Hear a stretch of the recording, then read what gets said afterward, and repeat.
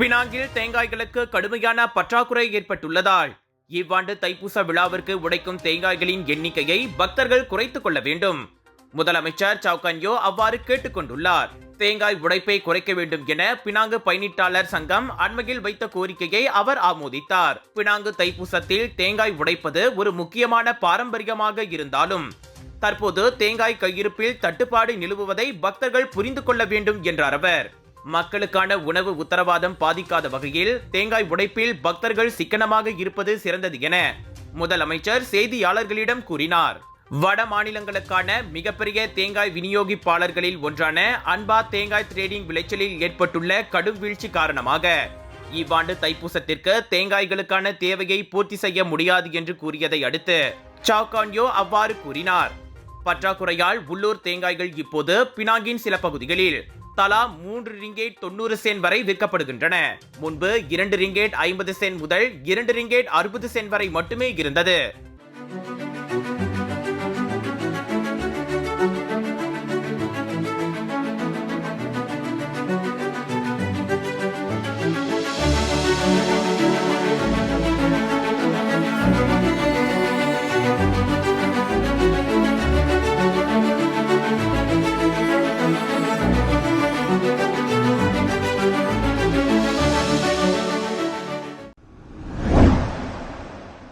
ஷாலாம் ICT கேளிக்கை பூங்காவில் ஸ்காய் city tower கண்ணாடி நீர்சறுக்கு விளையாட்டு தற்காலிகமாக நிறுத்தப்பட்டுள்ளது. கண்ணாடி நீர்சறுக்கில் இருந்து மிதவை பலூன் ஒன்று பார்வையாளர் மீது விழுந்து அவர் காயமடைந்த சம்பவம் தொடர்பில் போலீஸ் விசாரித்து வருவதால் அம்முடிவு எடுக்கப்பட்டுள்ளது. இதையடுத்து ஏற்கனவே டிக்கெட் வாங்கியவர்கள் ஐசிடியில் மற்ற பகுதியில் விளையாடவோ சுற்றி பார்க்கவோ டிக்கெட்டுகளை மாற்றிக்கொள்ளலாம் அல்லது கேளிக்கை பூங்கா நிர்வாகத்தில் தொடர்பு கொண்டு முழு பணத்தை திரும்ப பெறலாம். எது எப்படி இருப்பினும் 2025 ஸ்லாங்கோருக்கு வருகை புரியும் ஆண்டு, 2026 மலேசியாவுக்கு வருகை புரியும் ஆண்டு ஆகிய இரு சுற்றுலா ஊக்குவிப்பு இயக்கங்களிலும் ஸ்லாங்கோரை முதன்மை சுற்றுலா தலமாக முன்னிறுத்தும் தங்களின் கடப்பாடு தொடரும் என ஐசிடி அறிக்கையொன்றில் கூறியது. புதன்கிழமை இரவு 11 மணி வாக்கில் நிகழ்ந்த அச்சம்பவத்தில் அந்த கண்ணாடி நீர் சறுக்கின் அடியில் நடந்து சென்ற குடும்பத்தின் மீது மிதவை பலூன் விழுந்தது. அதில் 20 வயது பெண் சிராய்ப்பு காயங்களுக்கு ஆளானார். தங்களின் எழுத்துப்பூர்வ அனுமதி இல்லாமல் நீர் கேளிக்கை பூங்காவை கட்டியதற்காக ஐசிடி நிர்வாகத்துக்கு கடந்த ஆண்டு நவம்பரில் ஷாலா மாநகர மன்றம் அபராதம் விதித்திருப்பது முன்னதாக போலீஸ் விசாரணையில் கண்டறியப்பட்டதும் குறிப்பிடத்தக்கது. இந்தோனேசிய தலைநகர் ஜகார்த்தாவில் உள்ள மலேசிய தூதரகத்தின் மீது ஆர்ப்பாட்டக்காரர்கள் முட்டைகளை வீசியுள்ளனர். பல்வேறு மனித உரிமை அமைப்புகள் மற்றும் தொழிற்சங்கங்களைச் சேர்ந்த கிட்டத்தட்ட 100 பேர் வியாழக்கிழமை அப்போராட்டத்தில் இறங்கினர். ஸ்லாங்கோர் பந்திங் அருகே உள்ள தஞ்சோங்ரு கரையோர பகுதியில் இந்தோனேசிய பிரஜைகளை உட்படுத்திய துப்பாக்கிச் சூட்டு சம்பவத்திற்கு கண்டனம் தெரிவிக்கும் விதமாக அந்த போராட்டம் நடத்தப்பட்டது. அத்துப்பாக்கிச் சூட்டில் ஒருவர் உயிரிழந்த வேளை 4 பேர் காயமடைந்தனர். இந்தோனேசிய தொழிலாளரை சுட்டுக் கொன்ற மலேசிய போலீசாரை கைது செய்து சிறையில் அடையுங்கள் என்ற கோரிக்கை தாங்கிய பதாதைகளையும் போராட்டக்காரர்கள் ஏந்திச் சென்றனர். இவ்வேளையில் அச்சம்பவம் தொடர்பில் மலேசிய அரசாங்கம் விரிவான வெளிப்படையான விசாரணையை நடத்தும் என பிரதமர் டாக்டர் அன்வார் இப்ராஹிம் உத்தரவாதம் அளித்துள்ளார். அதே சமயம் ஜகார்த்தாவில் நடைபெற்ற போராட்டத்திற்கு பதிலடி என்ற பெயரில் விரும்பத்தகாத காரியங்களில் இறங்க வேண்டாம் என அவர் மலேசியர்களை கேட்டுக்கொண்டார். முன்னதாக அச்சம்பவம் குறித்து வருத்தம் தெரிவித்த இந்தோனேசிய அதிபர் பிரபாவோ சுபியாந்தோ மலேசியா விரிவான விசாரணை நடத்தி என்ன நடந்தது என்பதை கண்டறிய வேண்டும் என கேட்டுக் கொண்டிருந்தார். கள்ள குடியேறிகள் என நம்பப்படும் அந்த 5 இந்தோனேசியர்களும் ஜனவரி 24ஆம் தேதி மலேசியாவிலிருந்து சட்டவிரோதமாக வெளியேற முயன்ற போது கடல் மார்க்க அமலாக்க தரப்பு துப்பாக்கிச் சூடு நடத்தியதாக தெரிகிறது. ஜோர் சிங்கப்பூர் மக்களை நாட்டின் தலை சிறந்த புகழ்பெற்ற இந்தியன் எக்ஸிபிஷன் ஏற்பாட்டாளர் கலர்ஸ் ஆஃப் இந்தியா வழங்கும் பிரம்மாண்டத்தின் உச்சம் southern international Indian expo and viral food festival 24 ஜனவரியிலிருந்து 2 பிப்ரவரி வரை தாசிக் சென்ட்ரல் ஸ்கூடாய் ஜோபார்வில் latest Indian wedding collections, travel packages, tattoo artists, ladies accessories, jewelry, clothing collections, sari, kurtas, kurtis, Punjabi suits, lehengas, jippa, kids wear and more. Big sale, big discount.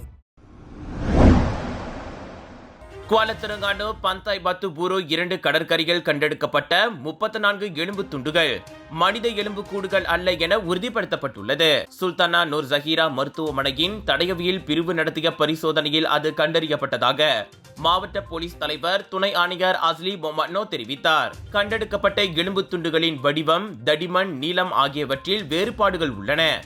அதோடு எந்த மனித எலும்பு கூட்டுடனும் அவை ஒத்திருக்கவில்லை என்பதன் அடிப்படையில் தடயவியல் நிபுணர்கள் அம்முடிவுக்கு வந்துள்ளனர். இந்நிலையில் அந்த எலும்பு துண்டுகளில் இருந்து எடுக்கப்பட்ட மரபணு மாதிரி DNA புரோஃபைல் சோதனைக்காக வேதியியல் துறைக்கு அனுப்பப்படுகிறது. முன்னதாக JKR குடியிருப்புக்கு பின்னால் கைவிடப்பட்ட புதர் பகுதியில் அந்த எலும்பு துண்டுகள் கண்டெடுக்கப்பட்டன. அந்த இடத்தருகே பழைய சுடுகாடு எதுவும் இருக்கின்றதா அல்லது அது தனியாருக்கு சொந்தமான நிலமா என்பதும் விசாரிக்கப்படும் என்று போலீசும் கூறியிருந்தது.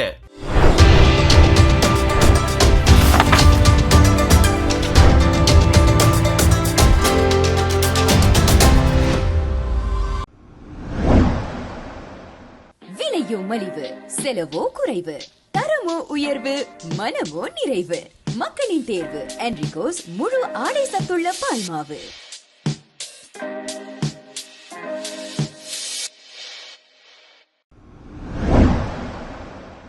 சரவாக்கில் வெள்ளத்தால் பாதிக்கப்பட்டோரின் எண்ணிக்கை தொடர்ந்து உயர்ந்து வருகிறது.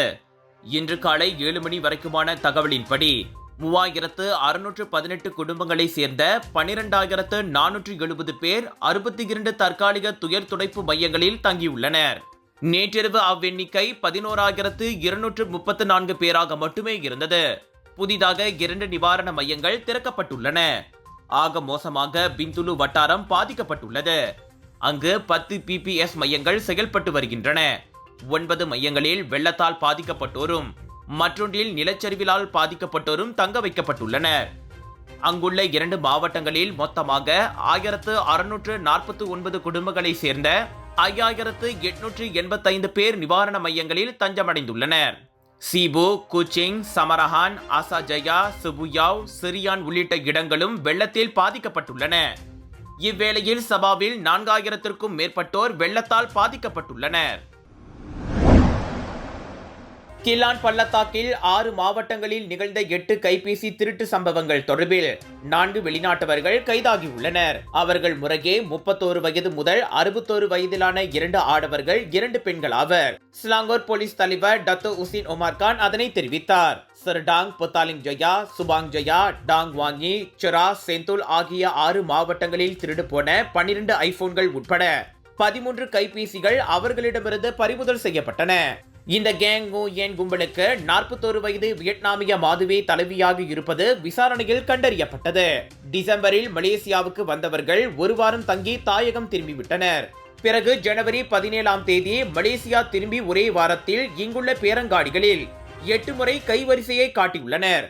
3வராக நடமாடும் அக்கும்பல் பேரங்காடிகளில் மக்கள் மும்முரமாக பொருட்களை வாங்கிக் கொண்டிருக்கும் போது சாமர்த்தியமாக அவர்களின் கவனத்தை திசை திருப்பி கைபேசிகளை திருடி விடுகிறது.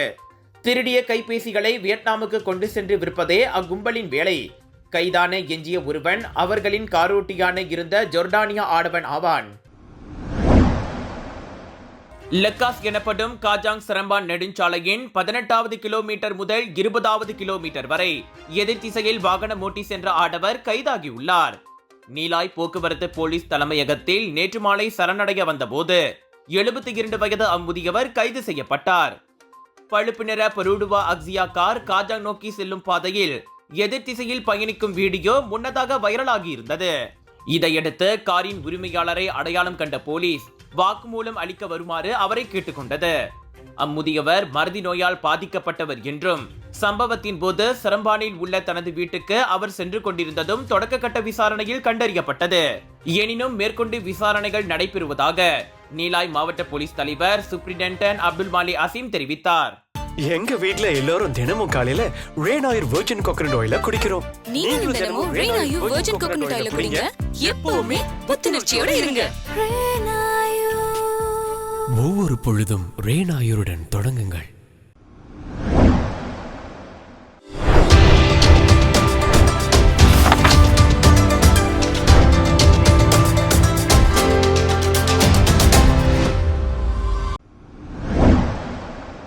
அமெரிக்கா பிலடெல்பியாவில் சிறிய ரக விமானம் ஒன்று குடியிருப்பு பகுதியில் விழுந்து நொறுங்கியதில் பெரும் தீ ஏற்பட்டுள்ளது.